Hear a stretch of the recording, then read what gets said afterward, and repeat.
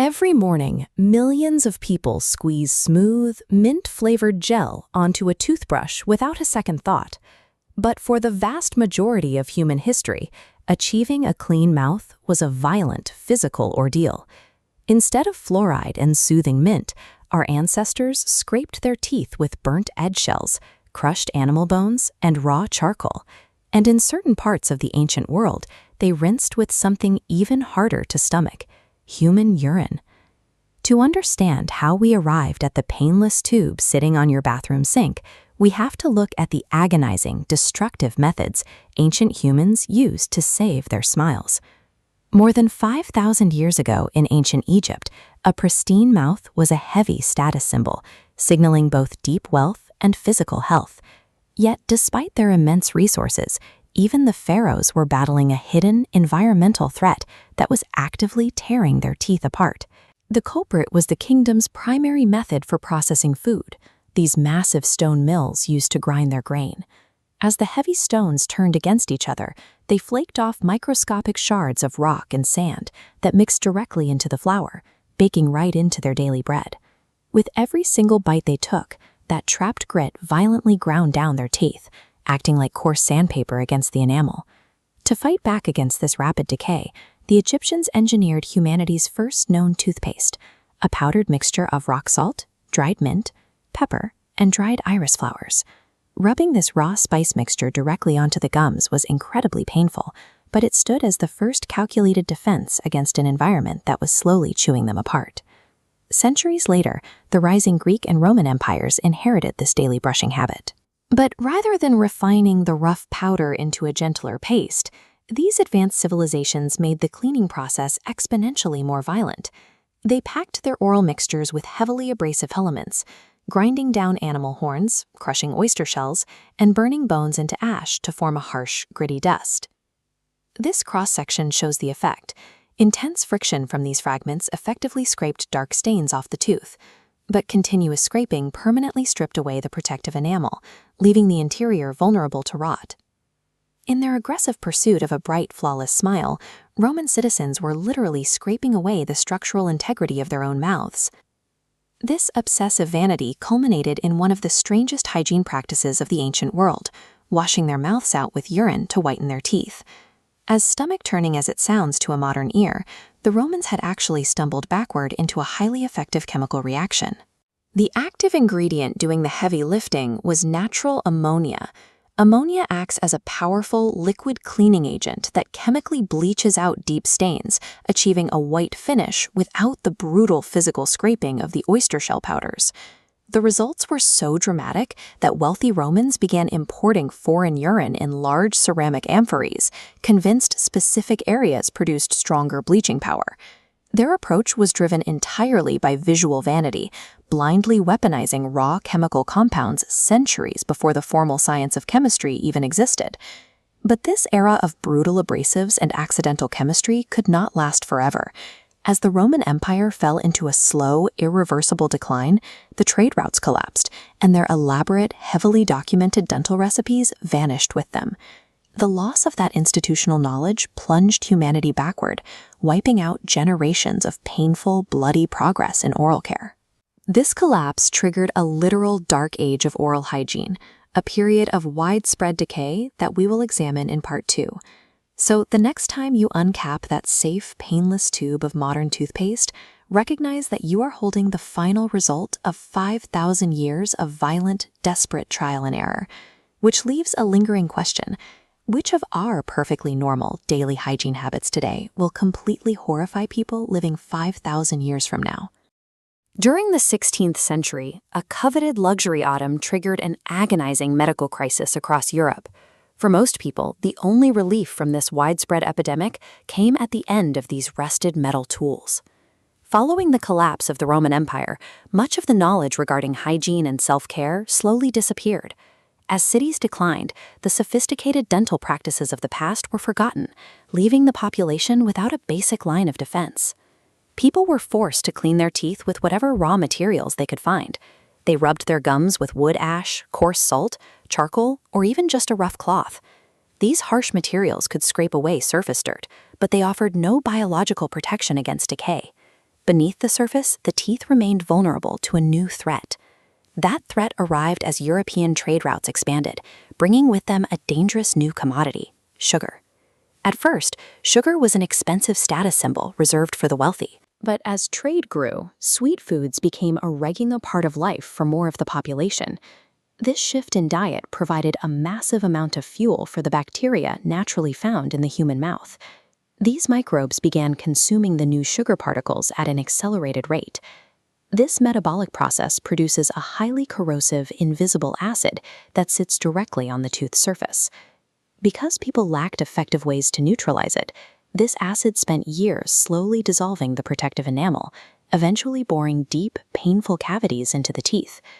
As sugar consumption rose, the throb of a persistent toothache became an inescapable reality for the general public. The introduction of mass-market sugar effectively weaponized oral bacteria, turning a lack of hygiene into a continental medical emergency. While the rate of cavities reached a breaking point, the working class had no access to specialized medical care. This left the local barber as the community's only available dental surgeon. Barbers didn't just cut hair, they performed violent extractions. They used raw metal tools like these to yank painful teeth directly from the jaw. These procedures were performed without anesthesia, antibiotics, or any understanding of how infections spread. In this environment, the treatment was often more traumatizing than the original toothache, as patients faced a high risk of lethal infection following the surgery. While Europe relied on surgery, civilizations in the East were already using sophisticated preventative methods. In ancient China, scholars and doctors developed specialized herbal tooth powders to clean the mouth. These recipes combined abrasives like salt with medicinal herbs such as mint and ginseng to freshen the breath while scrubbing the enamel. In India, millions of people found a different solution in the branches of the neem tree. They would chew on the end of a neem stick until the wood fibers frayed into a soft brush-like tool, which was then used to manually scrub the teeth. Modern analysis shows that neem contains natural antibacterial compounds, meaning this simple wooden tool was actively fighting the bacteria that caused decay. While Europe struggled with these reactive surgeries, the East spent centuries refining natural chemistry to prevent the disease from starting. By the late 1700s, European doctors realized the era of barber surgeries had to end. The rising rate of tooth loss was no longer sustainable. This triggered a scientific search for a safer, non-violent way to neutralize acid and protect the teeth before they rotted. As trade routes brought global knowledge together, European chemists began experimenting with the medicinal compounds and abrasive minerals used for generations in China and India. This synthesis of Eastern preventative botany and Western chemical urgency led directly to the first formulas for modern toothpaste. Today, our daily routine is supported by a level of protection that was once physically impossible for the average person to access. We now have a preventative shield that took centuries of pain and observation to build. Looking back at the era of the barber surgeon, which modern medical convenience are you most grateful for today? Think about it. The average person spends nearly 38 days of their life repeating this exact morning routine.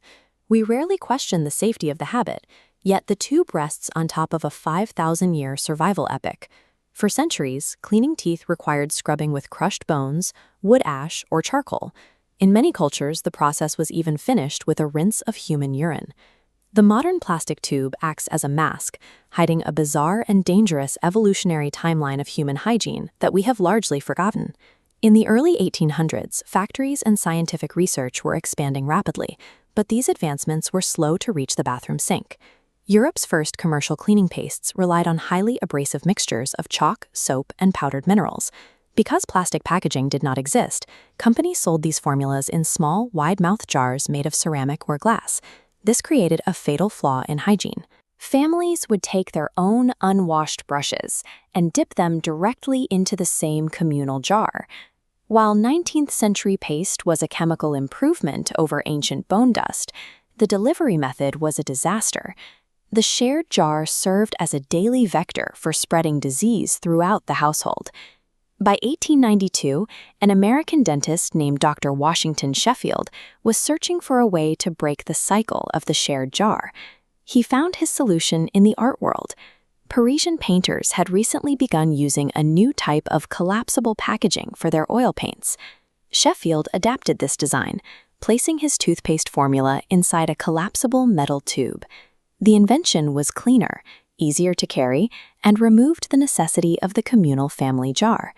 By isolating the paste within the tube, Sheffield shifted brushing from a shared health risk to a safe, private act of hygiene.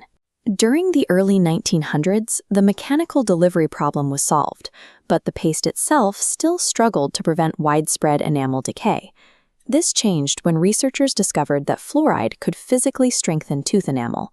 Fluoride works through a chemical repair mechanism, seeking out and patching microscopic cracks in the outer layer before a cavity can form. Once fluoride was added to mass-produced tubes, tooth decay rates plummeted dramatically across the globe. The global dental crisis was addressed through the combination of mechanical isolation in the tube and the chemical reinforcement of fluoride. Today, we live in an era of overwhelming abundance, where billions of tubes are sold annually. Modern formulas have moved far past basic cavity prevention to target specific complex needs, like sensitivity, gum health, and stain removal. Consumers can now choose flavors ranging from sizzling bacon and rich chocolate to spicy wasabi, though mint remains the global standard. The luxury of debating between cinnamon and mint is a privilege built entirely on the mechanical and chemical breakthroughs of the last 2 centuries. Humanity has moved from scrubbing with urine and crushed bones to the smooth, mint-flavored science we rely on today. That profound and bizarre human history resides directly inside the small, ordinary plastic tube sitting gently on your bathroom sink right now. Consider what other completely normal objects in your home are hiding their own secret and bizarre histories. The history of the toothbrush is even stranger than the history of the paste.